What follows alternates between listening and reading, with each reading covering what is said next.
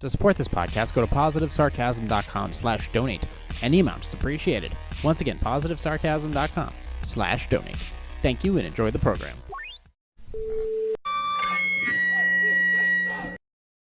Jay here, positivesarcasm.com, recorded here from New Hampshire's beautiful seacoast. Spare Parts Studio. Like, subscribe, share. Yeah, there's a lobster claw on my t-shirt. What about it? Like, subscribe, share, donate. Positivesarcasm.com/donate. Any amounts appreciated. I need to get some real arms. These cheap ones gotta go. I can afford it. Yeah. Positivesarcasm@outlook.com if you want to reach me directly. But you can go directly to my website, hit the contact section there, fill out all your information. You can also hit me up on Instagram at @positive_sarcasm on Instagram. Positivesarcasm.com/donate. Questions, concerns, comments, per usual. You can find this podcast anywhere where podcasts are available. Audio version is including Substack. Video version of this podcast is available on YouTube and on Rumble. Just look up Positive Sarcasm Podcast. We're going to do some heavy Q&A tonight for about a solid 20-something minutes. Also, yeah, it's late night. July is generally a very, very busy month for me. I work my ass off, and then August I start taking some real time for myself and enjoying the fruits of my labor. Also working on a really secret project right now. Hopefully I'll get a chance to debut that on my YouTube channel, Positive Sarcasm, hopefully sometime in like mid-August. Also, 4th of July week, everybody stay safe. I don't expect you to stay sober, but I do expect you to stay safe. Possibly by the end, I think like by mid-July, I'm going to be introducing another free computer to the Positive Sarcasm family. And in case you don't remember, this is the Spare Parts Studio, and the reason it's called the Spare Parts Studio is this basically the vast majority of the equipment I use for this podcast is either low cost or free equipment. So like the tripod stand is free. The microphone was a gift. The arms that I used for my podcast to hang the mic on and stuff like that. Those adjustable these adjustable things, they're like $10. I bought them like 10 years ago. The illumination, the face illumination light was free. The arm that was holding it was $10. I bought it years ago. The laptop that this podcast runs on, and the laptop that's all the laptops before it, they were all free. The desktops were free. The mouse, the Lenovo ThinkPad docking station, all free stuff. The webcam cost me $3.50.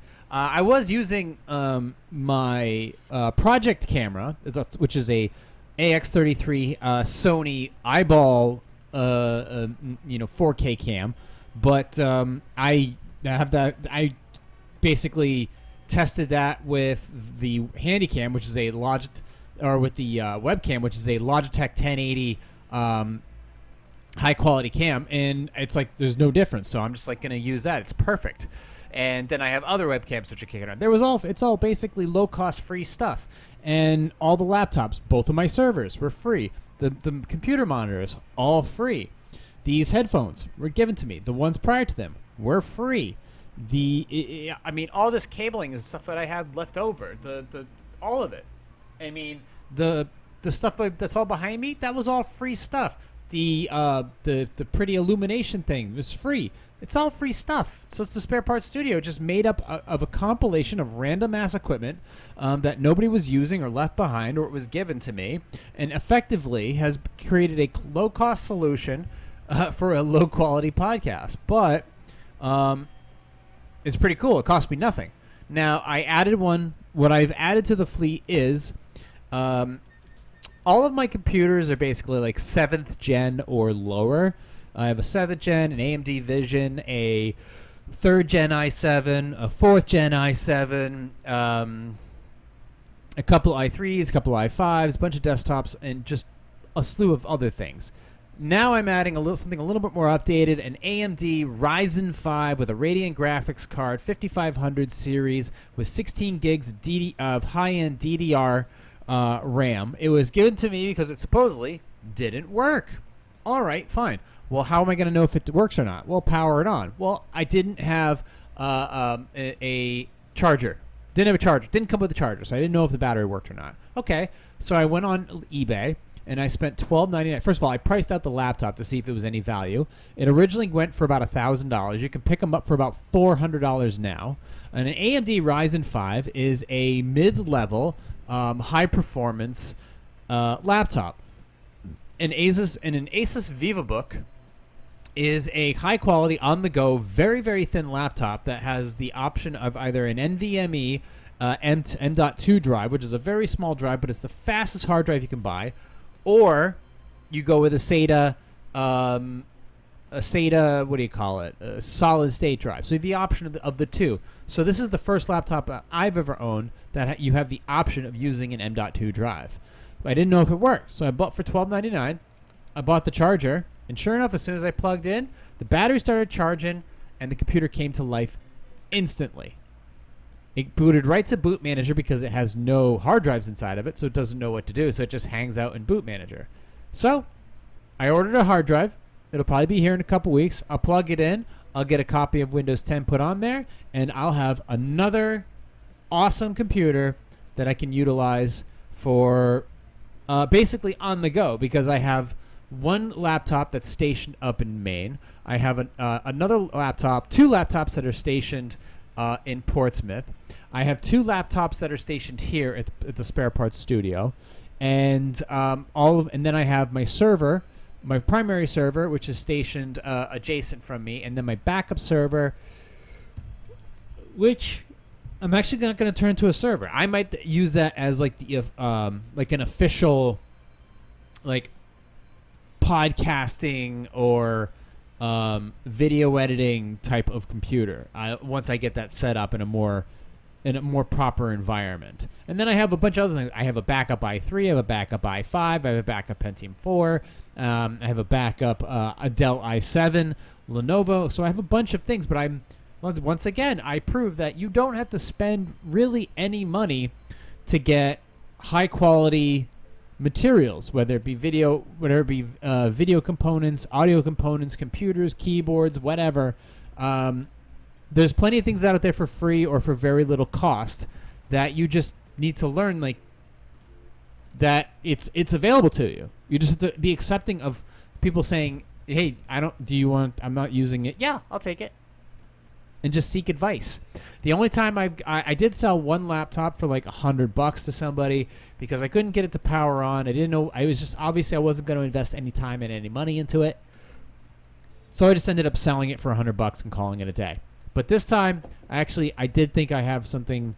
I do think I have something of value. So I decided to take the leap because I didn't know if it powered on or not, and I didn't have any other adapters nearby that could fit into the port. So I went online for $12.99, took a chance, it paid off. So all I got to do is get the hard drive going, get a copy of Windows on it, and I'm cruising. So just want to share that. It's kind of a nerdy update, but it's a good one. It's a $400 laptop that I can now take with me on the go. That's very lightweight, great for showing clients some work, great for just doing things on the road with a long battery life. It's the perfect finishing touch to there's two finishing touches I need. I actually do need to buy a tablet, and the type of tablet I need, that's not going to be given to me. But as far as laptops and computers go, this Ryzen 5 VivoBook will put the finishing touches on my entire spare parts fleet. And that's it. And it stands true to this day that I have not bought a computer since 2015.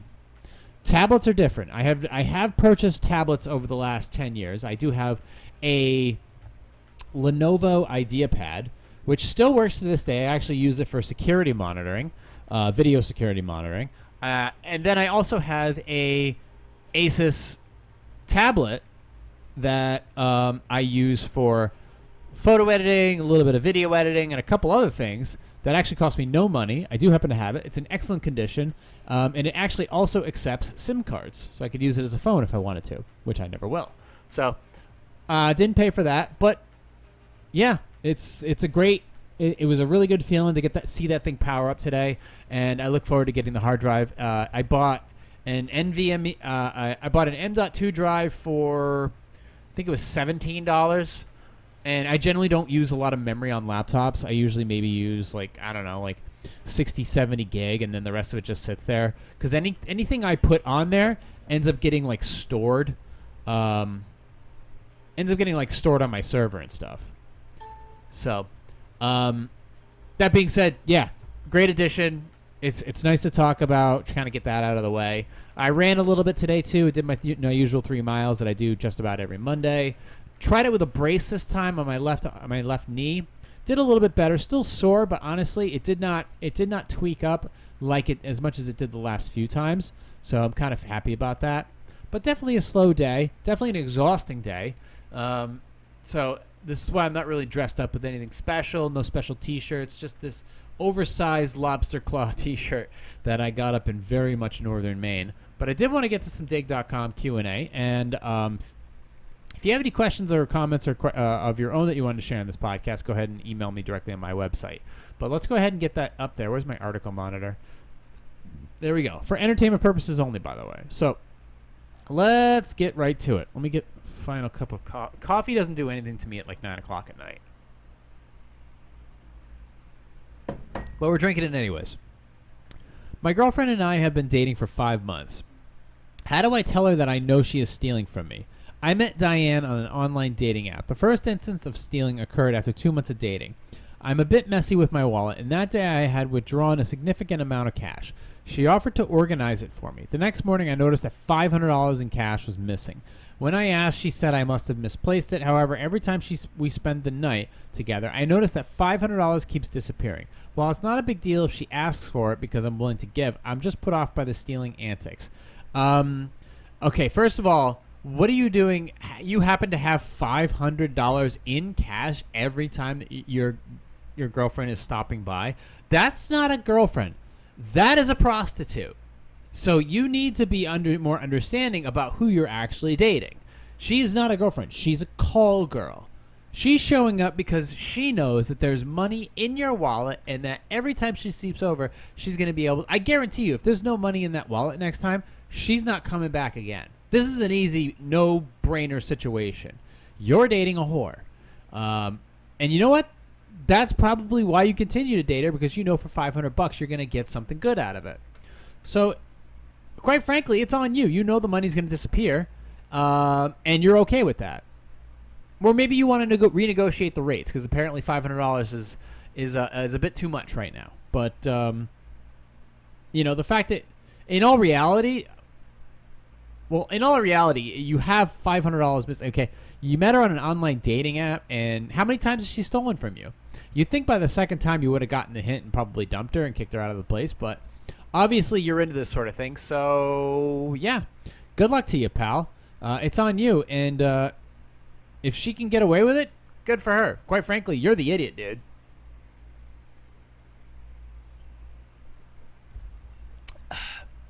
Move on to the next one. I'm a family physician. Oh, good for you. A young woman expecting her second child came to me for obstetric care. She had a black eye, not the first one.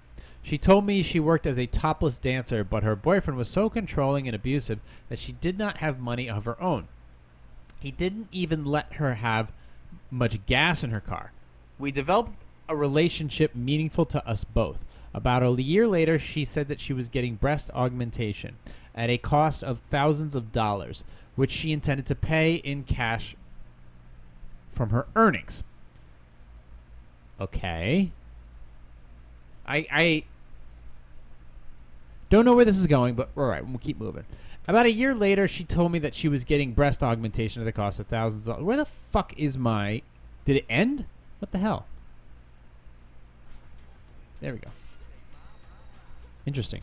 About a year later, she intended to pay for it in cash from her earnings. Around the same time, I discovered pre to early cancer in her reproductive tract, and treatment was imperative to prevent the progression of the disease or risk dire consequences. She was insured by Medicaid, which was paid for with tax dollars. I think she probably didn't report her entire income to the IRS or Medicaid, or she probably would have not been eligible. I told her I don't think I could ethically bill Medicaid for the diagnosis and management of the potential cancer while she is paying cash for breast surgery. I was also not willing to risk my medical license, though I did not say this to her. I told her we'd need to look at payment options and discuss them at the next appointment. She never came back. I still want happened what happened to her. I still wonder what happened to her and pray she found a new self-respecting way of life. I wonder if I handled it the way I could have.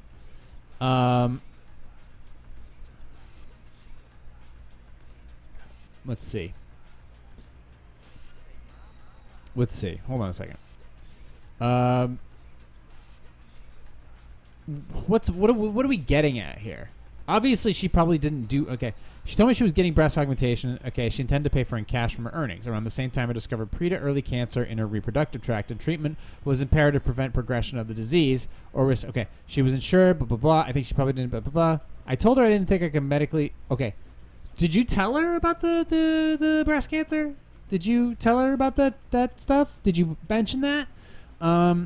I told her I don't think I could ethically bill Medicaid for the diagnosis and management of the potential cancer while she's paying cash for breast surgery. I was also not willing to risk my medical license, though I did not say this to her. I told her we need to look at payment options and discuss them at our next appointment. She never came back. Okay. I don't know what you're talking about.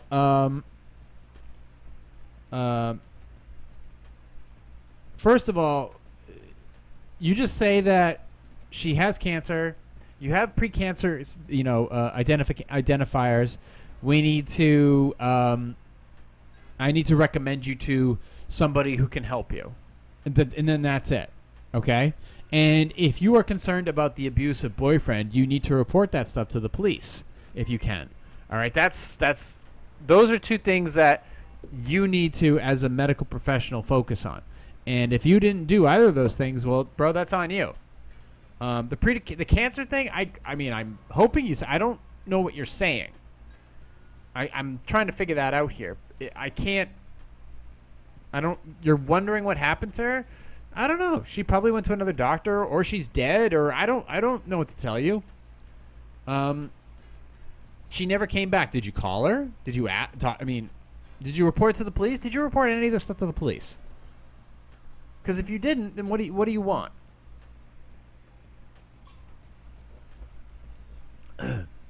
I don't really have an answer for you on this one. It's way too odd.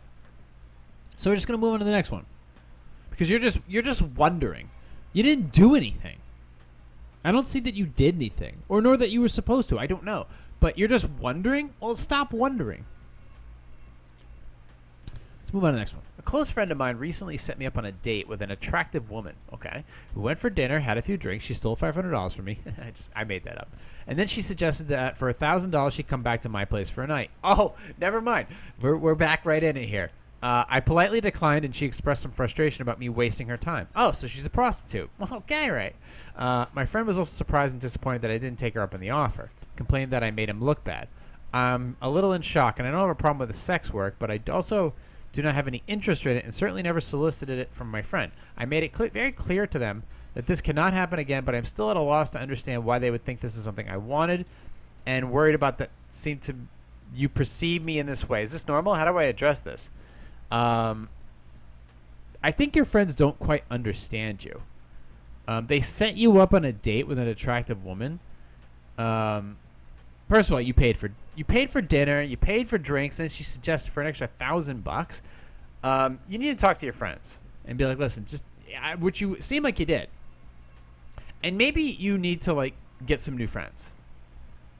Maybe you need to get some new friends, and there's maybe some other ways of changing your life. And starting with getting new friends, maybe moving out of the area that you're in, working on yourself so that you're no longer a person who is targeted by sex work. That might be something you should consider. But $1,000, at least you knew. Unlike the one we previously read, at least you knew right away that for $1,000, you knew something was up. At least. Let me take another swig of water here. Actually, it's Propel.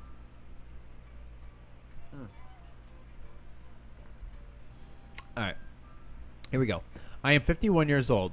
A few months ago, I was able to attend a training in Alabama. During my time there, I met a beautiful bartender. We spent the week chatting with each other. Every night I asked her to go out with me, and she would say that she couldn't because she had plans. At the end of the week, I had to say goodbye because I had to go back home, many hours away. But then I went on another training a few weeks ago, and I was able to see her again. We continued talking, but this time is she... Oh, she's a bartender. Uh-huh. Okay. We continued talking, but this time I was not able to stay after because a new boss would check the cameras to make sure everyone was out of the bar, or at least that's what she said. I want to take a risk and ask her to go on a big romantic trip, but I don't know for sure if she will think I look creepy. Yeah, you'll look creepy. First of all, you don't date bartenders. You just don't do it. Okay? Do not. Bartenders are there to make money. They're there to make tips. That's their job, is to make people happy and comfortable. They're not there to go on dates with you. All right? Their walls are so far up when they're working that it's not happening. This isn't a movie. This doesn't happen. You don't get the bartender's number. This isn't a fucking T-Pain song. It just doesn't work like that. So stop. No. And you're 51 years old. It is creepy. It is stupid. It is a waste of money. It is a waste of your time. Stop doing it.